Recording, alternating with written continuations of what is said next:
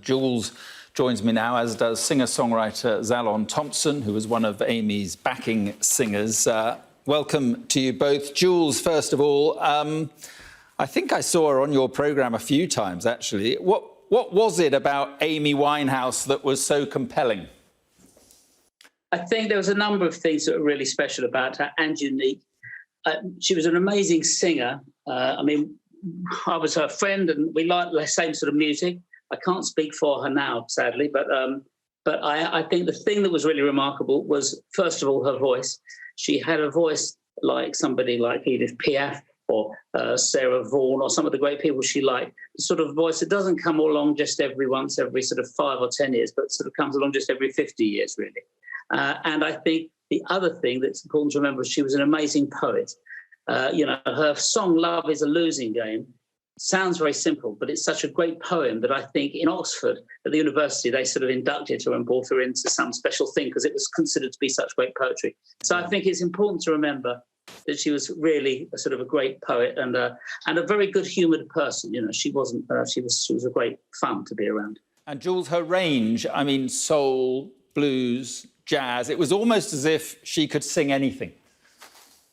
I think the great singers are like that. And I think also she doesn't have any divisions in her mind about what sort of music, as long as it's great music and comes from here, then, she loved it. We did songs that were like from old jazz standards. We did Toots and the Maytel song with her once.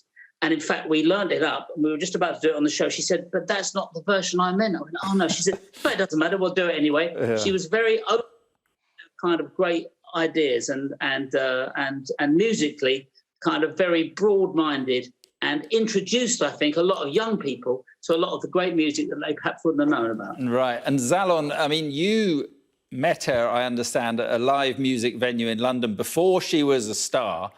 Just describe the moment you first heard her sing. It was incredible. I was on stage and I was performing at 10 Rooms in central London. And I was singing to the ladies. And then this small girl comes out of nowhere and says, oh, my God, you're amazing. And I was like, thanks, but I'm performing. She's like, no, but you are amazing. And I'm like, I'm looking at the band, I'm looking at the audience. And I'm like, thank you, but I'm performing. And then the host, Patrick Allen, said, ladies and gentlemen, Mrs. Amy Winehouse. She sang. And I was like, oh, my gosh, you are amazing. And we became really close from then. So it was really special. Right, and she liked your singing enough. She invited you onto the Back to Black tour, is that right?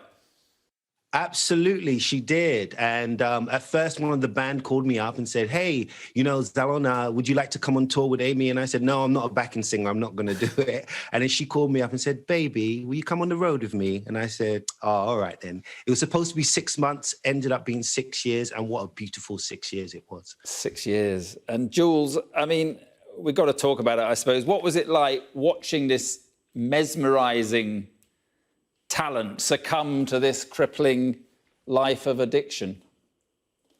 Well, I think that's a pretty sort of depressive thing. I think that's, but it's in all professions. It's people who work in TV, doctors, policemen, librarians, everybody can succumb to it. So we've all got to be careful. But I think what I'd rather do is focus on remembering all of the great bits about her.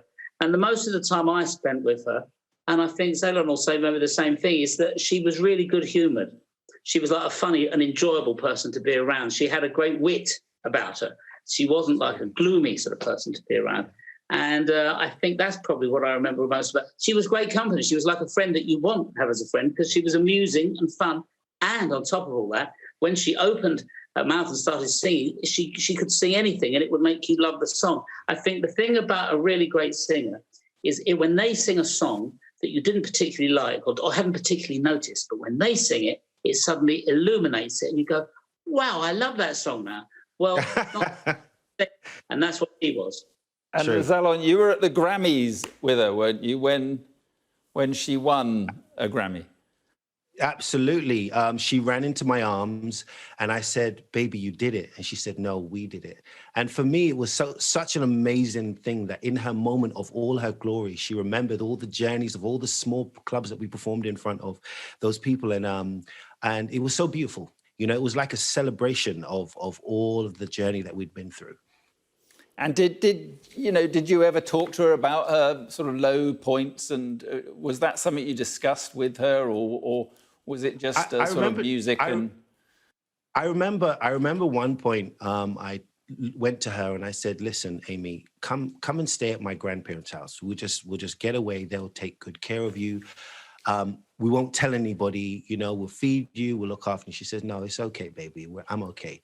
And I don't know, I chalked it up to the moment that she probably didn't want to bring, the wolves of the press, into the world of my grandparents, because it was nasty. It was really nasty. Yeah. Jools, I mean, she was a great singer, great songwriter, as you say, poet. We lost her so young. 27, that age again. I mean, what would she have gone on, do you think, to become? It's interesting to think, I mean, it's impossible to know, but it's interesting to think what she would have gone, because the one thing is, if she had been well, she would have had longevity, wouldn't she? I think that of anybody, she really would. I think she's like one of the great singers. That's what I mean, like one of the great singers of all time, the great sort of, and you really, and Zalon, who's a fantastic singer, will know this, but, there's great singers and there are singers who are really great. And the ones that just come up very, every sort of 25 years or whatever, and she was one of them. So I think by now, also her writing and her poetry, she would have written more great songs, which of course we're never going to hear, but I think she would have done more great songs. And she loved to sing, so there would have also been just little moments that we would have had on television, or maybe you just seen her at a party singing a song that would have moved people. She had that ability to connect and communicate and move people with her voice, because when she sang, she had complete belief in what she was doing, complete conviction. So it's not just the singing and be able to have the ability to sound wonderful. You've got to kind of tell the truth, and you've got to have the right motivation, and it's got to come from the right place. And that's what it did with her. So had she been still here now, there would have been some fantastic music that we would have had. But the great thing is we have got there's some wonderful things of hers that exist both on the television, which you can look up on YouTube, or on the record. So what we've got. Yeah. And Zalon, just finally, we've got 20 seconds left. How will you remember Amy? Just complete gratitude. All the things that she has done for me. I wrote a song called "You Let Me Breathe," just saying thank you. She allowed me to feature on her album. She gave me 15 minutes in the middle of our world tour. She signed me to her label. I'm just totally I feel like I can never repay her for all she's done. Okay, well, Zalon Thompson and Jools Holland, appreciate your time. Thank you very much for being with us. Thank you. Thank you very much for having us. Thank you. Thank you. And to hear more of what it was like to live with and be on stage with Amy Winehouse, you can listen to this week's episode of Storycast 21. It's available on the Sky News app and via all podcast providers.